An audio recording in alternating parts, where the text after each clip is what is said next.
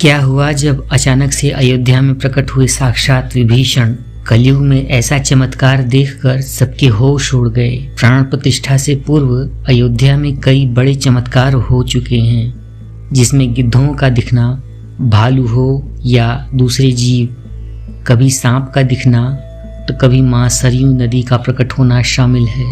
लेकिन इस चमत्कार को अभी तक का सबसे बड़ा चमत्कार कहा जा रहा है, जिसके पीछे की सच्चाई को जानकर आपके पैरों तले जमीन खिसक जाएगी। आखिर क्या है ये सच्चाई? क्या सच में लंका के राजा विभीषण अपने मित्र भगवान श्री राम से मिलने अयोध्या पहुंचे हैं? विभीषण क्या आज भी जीवित हैं? और ऐसे कई रहस्यों से पर्दा उठेगा आज की इसी वीडियो में। शुरुआत करने से पहले अगर आप एक सच्चे सनातनी हैं और भगवान राम के इस भव्य राम मंदिर के बनने से बेहद खुश हैं तो इस वीडियो को लाइक कीजिएगा और कमेंट बॉक्स में जय श्री राम का नारा जरूर लगाइएगा। अयोध्या में भगवान राम के इस भव्य राम मंदिर की प्राण प्रतिष्ठा की तैयारियां जोरों शोरों से चल रही हैं। 22 जनवरी को रामलला को गर्भगृह में स्थापित किया जाएगा। हर राम भक्त को इस दिन का लंबे समय से इंतजार था। अयोध्या में 22 जनवरी से लेकर 25 मार्च तक कई खास कार्यक्रमों का आयोजन किया जा रहा है। इस बीच मंदिर के गर्भगृह के निर्माण का काम 24 घंटे तेजी से फाइनल टच की तरफ जा रहा है। 22 जनवरी को रामलला के इस राम मंदिर की प्राण प्रतिष्ठा होने वाली है। किसी भी मंदिर में की जाने वाली भगवान की मूर्ति की प्राण प्रतिष्ठा का महत्व बहुत ज़्यादा होता है। मूर्ति की प्राण प्रतिष्ठा के बिना भगवान का पूजन अधूरा ही माना जाता है। आगे की वीडियो में हम जानेंगे कि प्राण प्रतिष्ठा क्या होती है और ये भी जानेंगे कि विभीषण कैसे राम मंदिर में प्रकट हुए। सनातन धर्म में किसी भी मूर्ति की प्राण प्रतिष्ठा बहुत महत्वपूर्ण मानी जाती है। प्राण प्रतिष्ठा मूर्ति की स्थापना के समय किया जाता है, जिससे मूर्ति जीवंत हो जाती है। किसी भी मूर्ति की स्थापना के समय उस प्रतिमा के रूप को जीवित करने की विधि को प्राण प्रतिष्ठा कहा जाता है। प्राण शब्द का अर्थ जीवन शक्ति और प्रतिष्ठा का अर्थ स्थापना होता है। ऐसे में प्राण प्रतिष्ठा का अर्थ जीवन शक्ति की स्थापना करना या देवता को जीवन में लाना होता है। बिना प्राण प्रतिष्ठा के कोई भी मूर्ति पूजा के योग्य नहीं मानी जाती है। ऐसी मान्यता है कि प्राण प्रतिष्ठा के जरिए मूर्ति में जीवन शक्ति का संचार होता है और वह मूर्ति देवता के रूप में बदल जाती है। प्राण प्रतिष्ठा के विशेष मंत्र होते हैं, जिनके द्वारा किसी योग्य ब्राह्मण के जरिए इस प्राण प्रतिष्ठा के कार्यक्रम को संपन्न किया जाता है। अर्थात साक्षात प्रभु श्री राम अयोध्या के राम मंदिर में निवास करने वाले हैं और जब स्वयं प्रभु एक बार फिर से अयोध्या आ रहे हैं तो उनके प्रिय मित्र और उनके भक्त विभीषण भी जरूर आएंगे। इसके पहले हमने गिद्ध, कभी भालू तो कभी सर्पों, इन सभी के दर्शन अयोध्या में कर लिए हैं। अब क्योंकि जब प्रभु श्री राम ने रावण का वध करके श्रीलंका पर विजय प्राप्त की थी और पुष्पक विमान के जरिए जब वो फिर से अयोध्या लौटे थे, तब प्रभु श्री राम ने ही विभीषण को लंका का राज सिंहासन सौंप दिया था। विभीषण लंका के राजा बन गए, यानी प्रभु श्री राम की भक्ति उनके लिए बहुत भाग्यशाली साबित हुई है, क्योंकि जो राम की शरण में आ जाता है उसका उद्धार निश्चित है। लेकिन क्या विभीषण आज भी जिंदा हैं? इसका जवाब हम आपको आगे की वीडियो में बताने वाले हैं। हिंदू धर्म की पौराणिक कथाओं के अनुसार ऐसा माना जाता है कि 8 महान विभूतियां आज भी पृथ्वी पर जीवित हैं, जिनमें से कुछ रामायण काल के हैं तो कुछ महाभारत काल के और कुछ विभूतियां उससे भी पहले के हैं, जो उस काल से लेकर इस काल तक अब तक जीवित है। पौराणिक मान्यताओं की बात की जाए तो उसके अनुसार विभीषण, अश्वत्थामा, बलि, वेदव्यास, भगवान हनुमान जी, कृपाचार्य, भगवान परशुराम और मार्कंडेय ऋषि चिरंजीवी हैं। चिरंजीवी का अर्थ होता है कि जिसकी मृत्यु ना हो। वो सृष्टि के अंत तक जीवित रहने वाले ऐसे महान पुरुष जिन्हें भगवान ने अमरता का वरदान दिया हो और जिनका अंत कभी भी नहीं होने वाला है।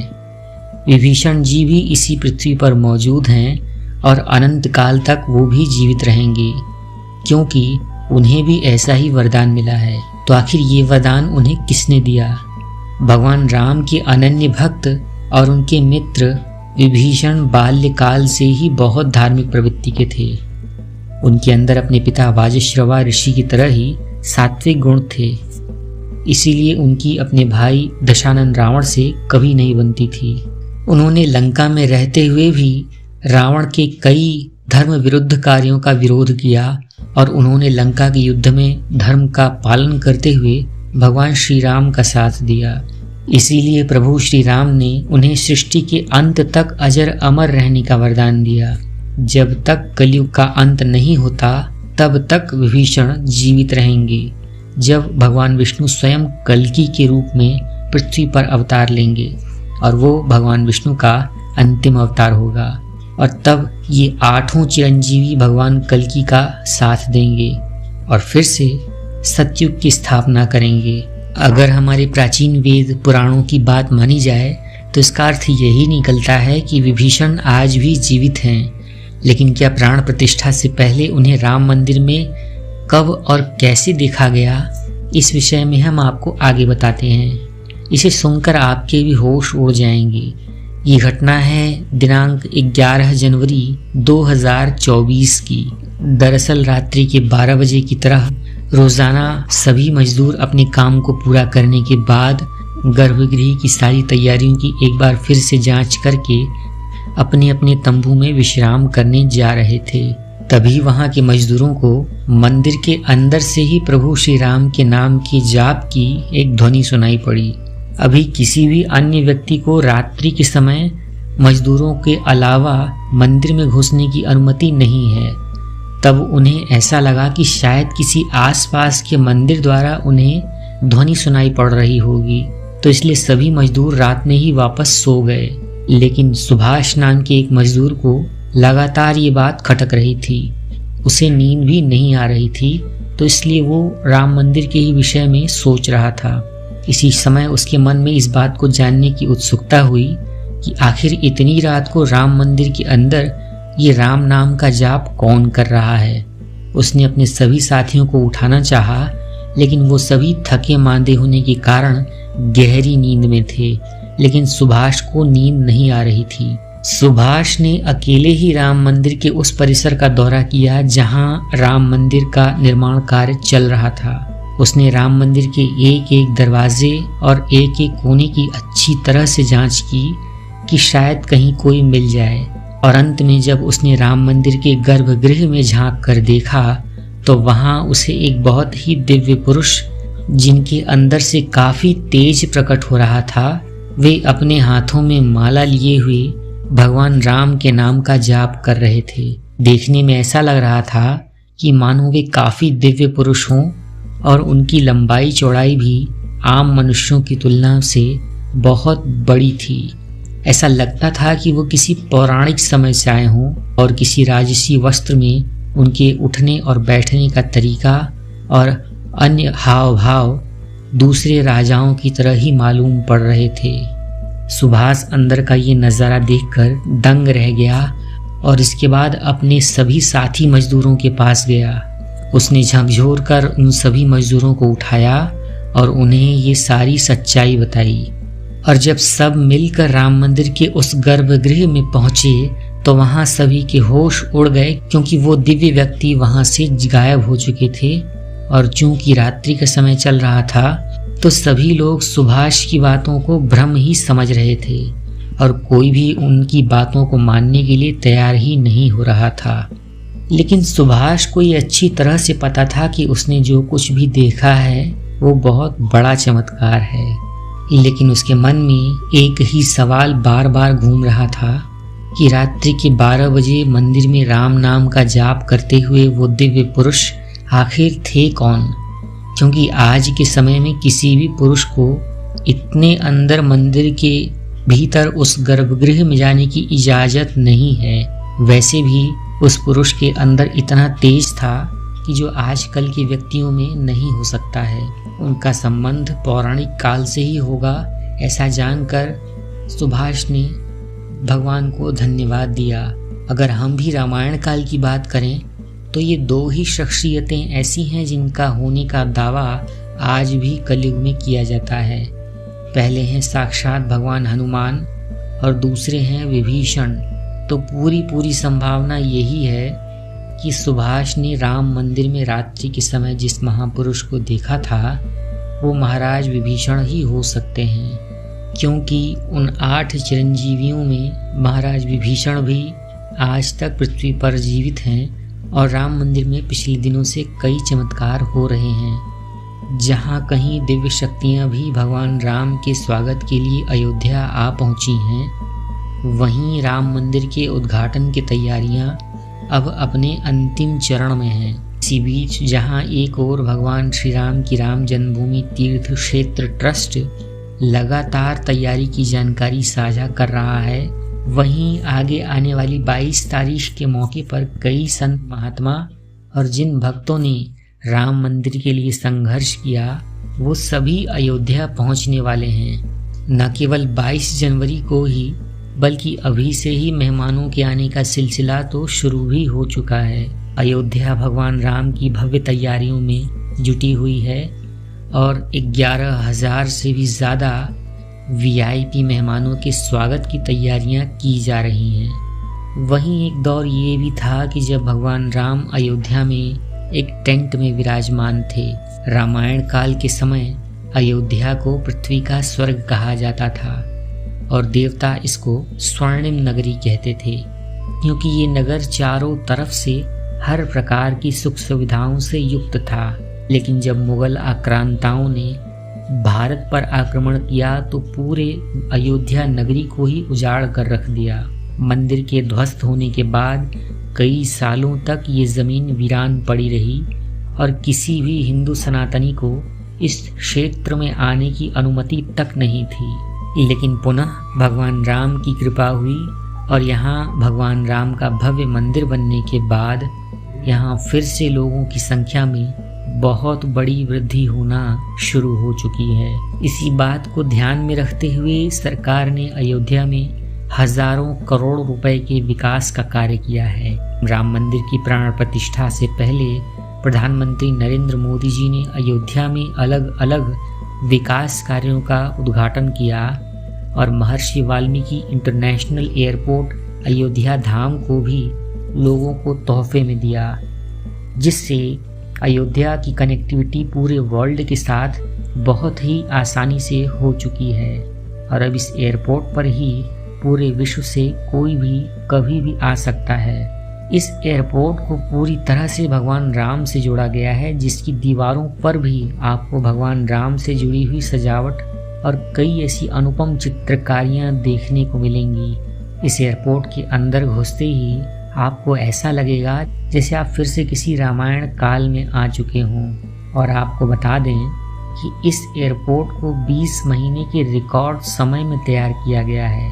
उत्तर प्रदेश सरकार की ओर से अयोध्या के एयरपोर्ट के लिए 821 एकड़ भूमि मुहैया कराई गई थी।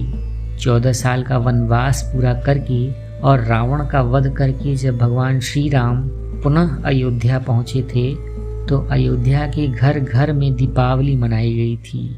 हर घर में दीपक जलाकर भगवान राम का भव्य स्वागत किया गया था। तो हम सभी सनातनी भी इस ऐतिहासिक उत्सव में भगवान राम के इस अयोध्या के इस पावन उत्सव को धूमधाम से मनाने का दृढ़ संकल्प करते हैं और अयोध्या में विवादित स्थल पर 500 साल बाद भगवान श्री राम के इस मंदिर निर्माण और श्री राम लला की स्थापना के जश्न में 22 जनवरी को न सिर्फ देश में बल्कि पूरी दुनिया में इस उत्सव को धूमधाम से मनाया जाएगा।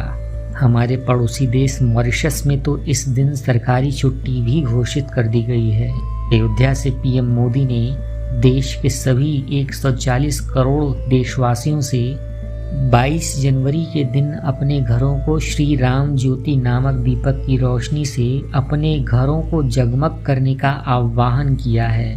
प्रधानमंत्री जी ने लोगों से हाथ जोड़कर ये अपील की है कि सभी देशवासी प्रभु श्री राम लला की अयोध्या वापसी के जश्न में अपने अपने घरों को दिए से जगमग कर दें। आज़ादी के बाद 22 जनवरी को शायद ऐसा पहली बार होगा कि जब इस देश में 2 बार दीपावली मनाई जाएगी, एक बार भगवान श्री राम की अयोध्या वापसी पर, तो वहीं दूसरी बार दीपावली अयोध्या में भगवान राम की राम मंदिर की प्राण प्रतिष्ठा पर। ये दीपावली सिर्फ देश ही नहीं बल्कि दुनिया के उन सभी तमाम देशों में भी मनाई जाएगी जहां सभी भारतीय लोग बसे हैं। इसी बीच अब राम मंदिर की प्राण प्रतिष्ठा से पहले राम लला के भक्तों के लिए एक और बड़ी खुशखबरी निकल कर सामने आ रही है कि राम लला के गर्भगृह का मुख्य द्वार सोने से बना है, जो इस मंदिर के मुख्य द्वार के तौर पर स्थापित किया गया है। राम मंदिर में सोने के दरवाजे की कुछ खासियतें भी हैं। बता दें कि राम लला के गर्भगृह में लगाए गए सोने के दरवाजे पर खूबसूरत नक्काशियां की गई हैं। मंदिर के भूतल पर ऐसे 14 दरवाजे और लगाए जाने हैं। लेकिन मेरे सभी प्यारे दर्शकों, हम जब भी श्री राम मंदिर को बनता हुआ देख रहे हैं तो इससे हमें बहुत गर्व महसूस हो रहा है कि हम श्री राम मंदिर को अपनी आँखों से बनता हुआ देख रहे हैं। हमें उस स्थान पर राम मंदिर के अंदर जाने का सौभाग्य भी मिलने वाला है। लेकिन एक समय ऐसा भी था जब यहाँ पर हजारों कार सेवकों ने इस राम मंदिर के निर्माण के लिए अपने प्राणों की बलिदान दे दी थी। 1528 ईस्वी में श्री राम मंदिर को बाबर के आदेश से उसके सेनापति मीर बांकी ने गिराकर वहाँ पर एक मस्जिद बना दी। इसके बाद से हिंदू समाज लगातार इस स्थान को पाने के लिए संघर्ष करता ही गया। वहीं 23 दिसंबर 1939 को हिंदुओं ने वहां भगवान राम की मूर्ति स्थापना करके पूजन एवं अखंड कीर्तन करना शुरू कर दिया। विश्व हिंदू परिषद द्वारा इस विषय को अपने हाथ में लेने से पूर्व 76 बार श्री राम जन्मभूमि के इस मंदिर को बनाने के और उस जन्मभूमि को छुड़ाने के प्रयास किए जा चुके थे, जिसमें कई हिंदुओं ने देश के विभिन्न भागों से आकर खुशी खुशी इस राम जन्मभूमि के निर्माण में अपने अपने सरों को कुर्बान कर दिया, पर पूर्ण सफलता उन्हें कभी नहीं मिल सकी। साल 2019 के 9 नवंबर की तारीख को सुनहरे अक्षरों में ये दर्ज किया गया कि अब सुप्रीम कोर्ट ने भगवान श्री राम के पक्ष में फैसला सुनाया है और ये विवादित जन्मभूमि हिंदू पक्ष को मिली है। इसी के साथ इस घटना का समापन हो गया और वर्षों से चला आ रहा ये विवाद सुप्रीम कोर्ट के आदेश के बाद समाप्त हो गया और अब 22 जनवरी 2024 को भव्य राम मंदिर के अंदर श्री राम भगवान की प्राण प्रतिष्ठा होने वाली है। और इस प्राण प्रतिष्ठा के भव्य समारोह में देश विदेश की 11,000 से भी ज़्यादा हस्तियों को निमंत्रण दिए गए हैं। राम मंदिर की इस भव्यता के प्रति लोगों के मन में गहरी आस्था है और शीघ्र ही ये राम मंदिर आम जनता के लिए भी खोल दिया जाएगा। ऐसा भी बताया जा रहा है कि राम मंदिर के निर्माण के साथ ही वहाँ के कारोबार में तेजी आई है। चाहे फल फूल वाली दुकानें हों, मूर्तियों का निर्माण करने वाले कारीगर या बड़े शोरूम हों, पर्यटन विभाग हो या फिर मंदिर के आसपास किसी भी तरह की दुकानें हों, वो सभी एक बार फिर से रफ्तार पकड़ चुकी हैं और उनकी बिक्री में रिकॉर्ड तोड़ वृद्धि हुई है। और अंत में मैं सनातनी ज्योतिष आशा करता हूँ कि आज की वीडियो के माध्यम से आप सभी को राम मंदिर के विषय में और उसके इतिहास को जानकर थोड़ी बहुत जानकारी मिली होगी। मेरी आशा है कि आपको आज की ये वीडियो पसंद ज़रूर आई होगी और अगर हाँ तो इसे लाइक ज़रूर कीजिएगा और कमेंट बॉक्स में अपने सभी कार सेवकों के उस बलिदान के प्रति आप श्रद्धांजलि ज़रूर दीजिएगा। और अंत में हमारे चैनल सनातनी ज्योतिष को सब्सक्राइब ज़रूर कर लें ताकि आपको हमेशा ऐसी सत्य, चमत्कारी और रहस्यों से भरी घटनाएं देखने और सुनने को मिलती रहें। आप सभी को बहुत बहुत धन्यवाद देने के साथ साथ मैं सनातनी ज्योतिष विदा लेता हूँ। सभी को हर हर महादेव, जय श्री राम।